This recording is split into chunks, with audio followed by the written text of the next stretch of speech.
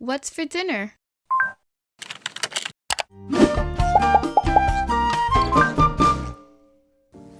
Hey everyone, I'm Chef Zee and welcome back to my channel, Chef Zee Cooks. Today I have a different type of video. I am going to be cooking my Sunday dinner from beginning to end. Now before we get started, I do want to thank ShopRite for sponsoring today's video. Now you guys are probably wondering, Zee, what exactly are you making for dinner today? Now, funny you mentioned, because I am actually going to be making one of my all-time favorite dishes. I am going to be cooking some chuleta guisada con arroz blanco y habichuela guisada. Translation, we are making some stewed pork chops with some yummy white rice and some delicious Dominican style beans.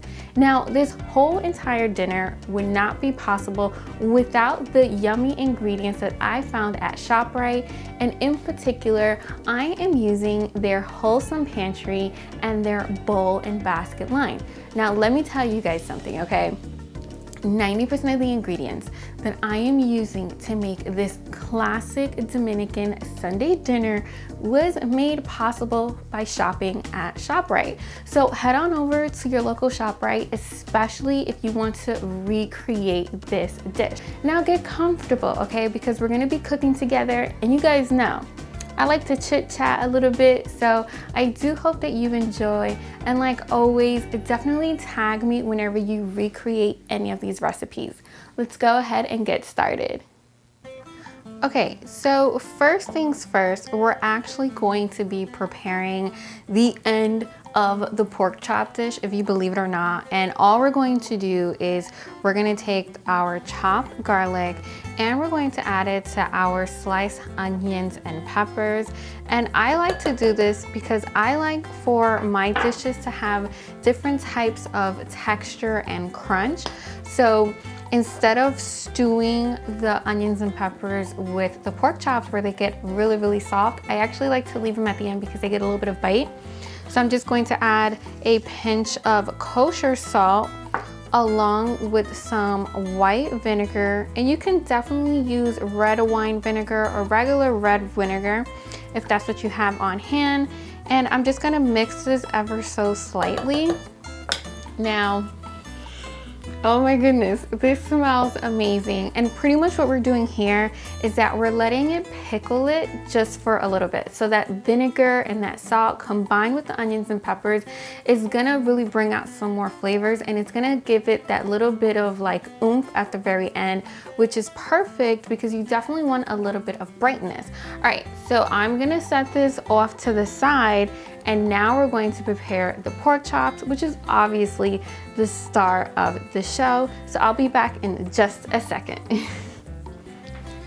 Okay, so here I have the pork chops, which I did buy from ShopRite. Now they have a whole bunch of different types of pork chops. These ones that I have right here are actually the thin slice ones, but they have some center cut pork chops which are just as tasty, and they also have some pork chops that are thicker cut, which are awesome because you can do a whole bunch of things with those as well as with these.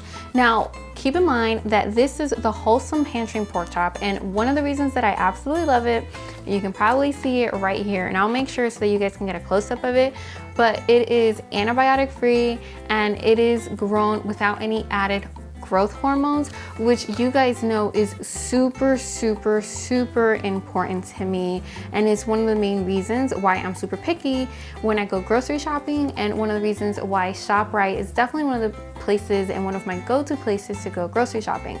Now, as I mentioned before, hold on, let me just put this off to the side. All right, so let's go ahead and let's just jump right into seasoning the pork chops. So we are going to add some kosher salt. And by the way, I will be including the recipe here on the screen and definitely down below. I'm also going to add some fresh black pepper. And you guys know that I absolutely love using some fresh black peppercorns. I'm also going to be using some Dominican oregano. And listen, if you can't find Dominican oregano, regular oregano will also work. I'm also going to be using some limes, and these limes as well are also by Wholesome Pantry. So when I tell you guys that you can find the majority of the ingredients to make this classic Dominican dish, I wasn't kidding. All right, so I'm just going to take them out of the packaging, and honestly, all I need is one lime. And I always say that fresh limes definitely taste better than the stuff that comes in the bottle because it just has a way more vibrant flavor. So I'm just going to use my lime press to get all those juices out. All right, so now that I'm pretty much done squeezing the limes, and as you can see, these limes, they are not stingy limes. They have a good amount of juice in them. I'm now going to go ahead and I'm going to add some fresh garlic. Now, you can see it right here. I did mash this ahead of time. It might be long. And I'm not going to use all of the garlic that I ended up mashing up because I actually need them for the beans. So I'm just going to add, I would say, about 3/4 of it. I'm not going to mix it until it's well combined. Now, funny enough, because this comes together really, really quickly, we're actually going to be making the pork chops last. So the first thing that we're going to make is actually going to be the rice, then we're going to make the beans, and then we're gonna finish off by making the pork chops. And while I'm making all of the side dishes, this is actually going to sit for about those 20-30 minutes marinating. And I do want to note that if you see the pork chops change color, do not freak out. Honestly, it's the lime and the acid in the lime, just like tenderizing those awesome pork. All right, so I'm gonna set this off to the side. Let's head on over to the stove and let's bring this Sunday dinner to life. So, just kidding, we're not going over to the stove just yet. We actually have to make our white rice, and we're gonna get into it. But first things first, you can definitely get some long grain white rice at ShopRite. In particular, you can use their bowl and basket line for white rice. Let me tell you guys something. I'm not even kidding. I keep this thing on deck at all times because we go through white rice here in my house so quickly, probably quicker than we should. Now, I'm going to be completely honest and completely transparent with you guys. Whenever I make rice these days, I actually use a rice cooker because it's super, super easy and super quick. So I am making roughly about 2 cups of rice. So I'm gonna add 2 cups of water because you guys know I like to do a 1-to-1 ratio. I'm going to add a healthy serving of kosher salt, which is roughly about ½ a tablespoon. I'm just going to give this a quick mix. Okay, that's good. And now I'm going to add my white rice, which, by the way, I did go ahead and I pre-washed it. And anytime you're making rice, you definitely want to give it a good rinse because that's going to help your rice to come out nice and fluffy. So I'm gonna mix that all together until it's well combined. And now I'm also going to use some vegetable oil, which again, you can find it at ShopRite with their bowl and basket line. And again, I just love that you can get everything. It's a one-stop shop and it's amazing because it saves you time. So I'm just gonna eyeball this. It's gonna be roughly a tablespoon. Now this is the same exact way that I make my white rice on the stove. It's just these days I make it using a rice cooker because again, it just saves me time and energy, and it also takes up less real estate on my stove. Super easy. I'm now going to put the lid and make sure I get it. And I put the little button down and it's going to cook the rice. Now this rice cooker is not a fancy schmancy one, but it definitely gets the job done. And now, for real this time, let's head on over to the stove and make the rest of our Sunday dinner. Whenever I'm making Sunday dinner, I always like to start off by making the beans, and I'm going to be using the vegetable oil from bowl and basket. Now keep in mind that you can use whatever kind of oil that you want, whether that's olive oil or even some peanut oil.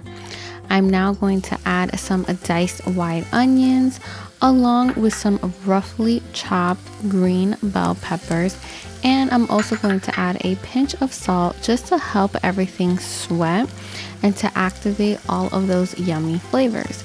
Now I rough chopped the green bell peppers because I actually like to go in at the very end and just pick everything out and clean it up so that I have some beans that are really nice and smooth. So the onions will actually cook out all the way, but the peppers are a little bit more stubborn, so I rough chop them just to make it easier to pick out. I'm now going to add some fresh black pepper, and as I mentioned before, I am making some pinto beans, and I bought the ones by Wholesome Pantry, which are also really tasty. Now it's totally up to you if you want to drain the water. I actually don't like to drain the water whenever I'm making canned beans because I find that that water has some extra flavor, and I want to make sure that my beans are as tasty as can be. So after I've added the beans, I like to go in and I like to add water to that same can. And I like to swish it around just a little bit because there is some bean residue that gets stuck to the bottom of the can. And this is roughly about 1.5 cups of water, and you can totally eyeball it depending on how much beans you're making. So after I've added the water, I'm going to go ahead and I'm going to add some tomato paste. And just like the beans, I'm using the tomato paste by Wholesome Pantry.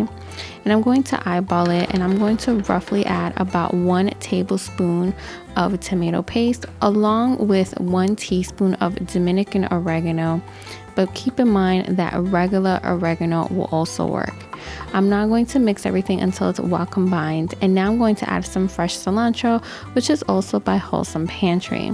Now the cilantro is really going to add some nice freshness to our beans, and I'm going to go ahead and I'm going to add another pinch of kosher salt.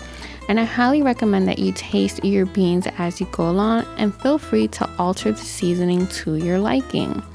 So I'm going to let this come to a boil, and I'm going to set it off to the side because it's really going to thicken and come alive for the next 20 to 30 minutes. I am now going to move on, and I'm going to start making the pork chops, and just like the beans, I'm going to add some vegetable oil. And once that temperature is nice and hot, I'm now going to add my Wholesome Pantry pork chops, which I seasoned earlier on in this video. Now we are making some chuleta guisada, so you don't have to worry about overcrowding the skillet because remember, we are going to be stewing this.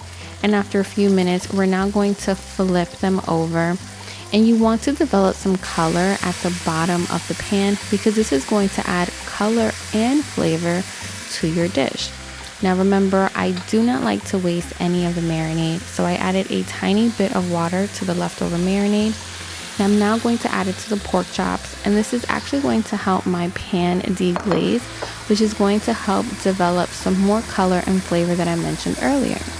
Now our tomato paste is right nearby because we're going to be adding about 1 teaspoon, and this is going to thicken up the sauce at the bottom of the pot, and it's going to add so much more flavor to our pork chops. So after about 5 minutes, I'm now going to add those onions, peppers, and garlic that have been gently pickling that I created earlier on in this video. And you just want to very gently just spread them across. And then we're also going to add some more cilantro just in the middle for some more added freshness. I'm going to cover it, and then I'm going to turn everything off because the steam will actually soften the onions and peppers.